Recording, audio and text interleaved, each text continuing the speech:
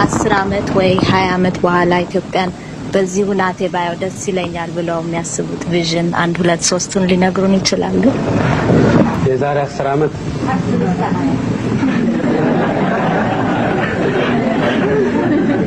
የዛሬ 10 አመት አንዱ ትልቁ ይሆናል ብዬ ተስፋ ማረገው እና መመኘው ሁሉም የኢትዮጵያ ህዝብ በቀን 3 ጊዜ ምግብ ያገኛል የሚል ነው።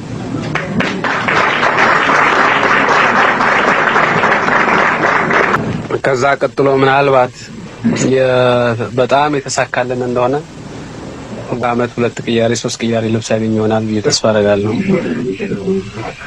ከዛ በጣም የተሳካልን እንደሆነ ሁሉም የኢትዮጵያ ህዝብ ግፋቢል ከመንገድ ከ2 ሰዓት ርቀት በላይ ባልሆነ ርቀት ላይ ይኖራል የሚል ተስፋ አደርጋለሁ። እነኚህን ከፈጸምን ታምር ሰራን ማለት ነው።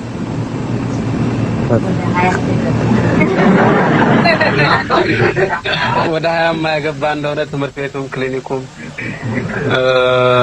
መንገዱም ከ2 ሰዓት ርቀት በላይ ጠበቅ ሊል ይችላል።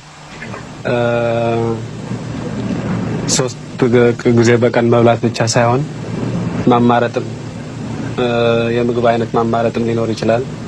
የልብሱም ብዛት ሊጨምር ይችላል። እስከዛ ድረስ እስከ 20 ድረስ ጥሩ ውጤት ይኖረናል የሚል ነው ማለት ነው።